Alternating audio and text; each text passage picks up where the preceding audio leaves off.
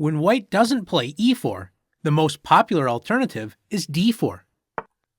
Notice d4 controls the center and also opens up lines for the queen and dark-squared bishop. Opening with the queen pawn is usually a slower, more positional opening compared to the e4 openings because it takes longer to develop the kingside pieces. White is now ready to play e4, creating a powerful center, so black normally plays d5, gaining space in the center and preventing white from placing a second pawn in the center. Let's take a look at one of the most fundamental d4 openings. White's most popular move is c4, immediately attacking the d5 pawn. This is known as the queen's gambit. The term gambit means sacrificing a pawn or more material in order to gain an attack or some other advantage.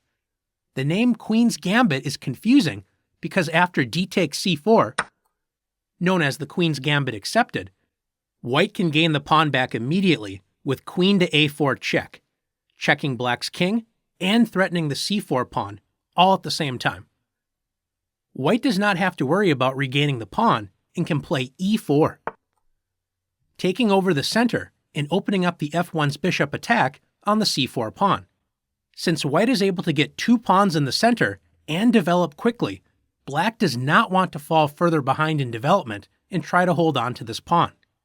Since taking the pawn on c4 and trying to keep it is risky, black usually defends the d5 pawn with either c6, known as the Slav defense, or e6. This opening is known as the queen's gambit decline. White will continue to develop pieces to add pressure on d5, and black will continue to defend this important square.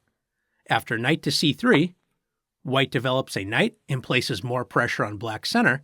Black plays knight f6, developing the knight and protecting the center.